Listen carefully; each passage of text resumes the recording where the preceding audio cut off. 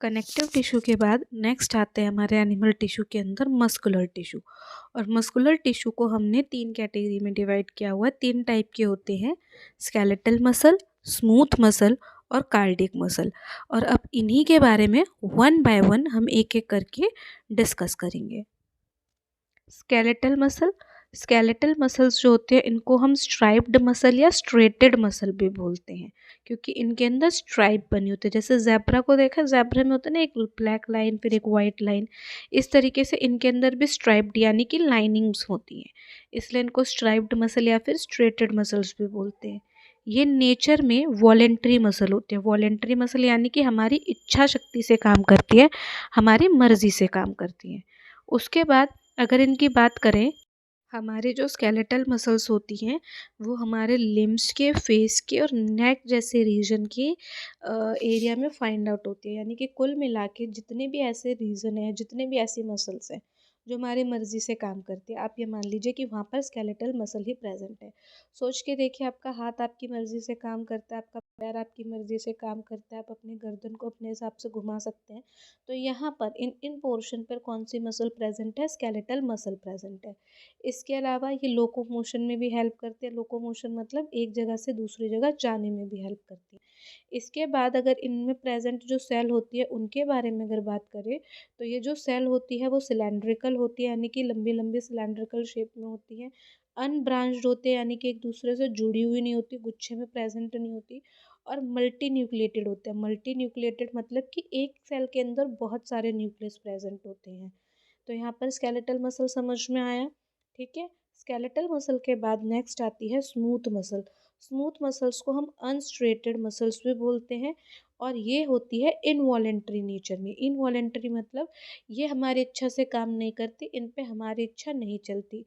ऐसा नहीं है कि हम इनको बोलेंगे कि ये काम हो तो वही काम होगा, वरना नहीं होगा।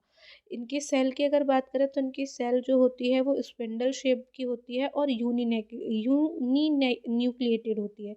यूनी न्यूक्लिएटेड का मतलब होता है कि सेल के अंदर केवल एक ही न्यूक्लियस प्रेजेंट है, बस वही एक न्यूक्लियस है जो सारे काम कर रहा है। स्केलेटल मसल हमारी मल्टी न्यूक्लिएटेड थी, यानी उनमें बहुत सारे न्यूक्लियस प्रेजेंट थे, और इनकी बात अगर हम करें तो इनमें केवल एक न्यूक्लियस प्रेजेंट होता है। अभी मैंने आपको बताया कि जो हमारे स्मूथ मसल है वो नेचर में इनवॉलेंटरी होती है। तो ये कहाँ पाई जाती है? यूट्रस की वॉल में, आइरिस की सेल, आई में, आई की जो आइरिस है वहाँ पर, और जो हमारे विसरल ऑर्गन्स होते हैं, इंटरनल ऑर्गन्स होते हैं, वहाँ पर प्रेजेंट होती हैं, ठीक है। इसके बाद नेक्स्ट आती है, अगर इनकी बात करें तो ये जो हमारी एलिमेंट्री कनाल है वहाँ पर फूड के मूवमेंट में हेल्प करती है, और जो हमारे ऑर्गन्स हैं उनके कॉन्ट्रैक्शन और रिलैक्सेशन में हेल्प करती है। ये सारे ऐसे काम करते हैं जो हमारी इच्छा से नहीं होते। फॉर एग्ज़ाम्पल, अगर आपने खाना खाया है, खाना आपकी फूड पाइप में है, तो ऐसा नहीं है ना कि आप फूड पाइप को मना कर दो कि खाना अंदर मत निगलो, तो वो खाना अंदर नहीं निकलेगा।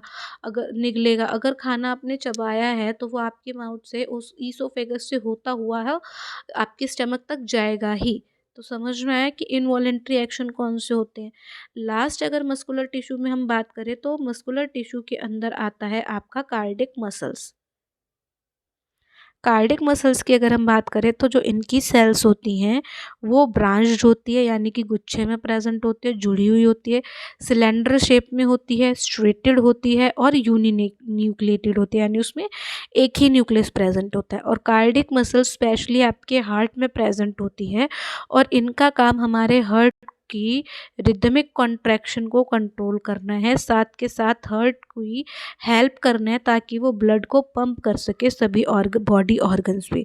अब एक बात सोच के देखिए कि जो हमारा हार्ट है, ऐसा तो है नहीं कि आपकी मर्ज़ी से चलता है। आपने बोल दिया दिल को कि नहीं धड़कना है तो दिल नहीं धड़केगा, दिल तो धड़कता है, यानी कि उस पर आपका कोई ज़ोर नहीं है, कोई काबू नहीं है। कोई काबू नहीं है, तो इसका मतलब क्या हुआ कि जो कार्डिक मसल है वो हमारी इनवॉलेंट्री मसल है, जिस पे हमारा कोई काबू नहीं है। तो समझ में आया, यहाँ पर आपको सारे तरीके के टिश्यू समझ में आ गए, ठीक है। इसके बाद यहाँ पर मस्कुलर टिश्यू के बाद नेक्स्ट आता है हमारा नर्वस टिश्यू।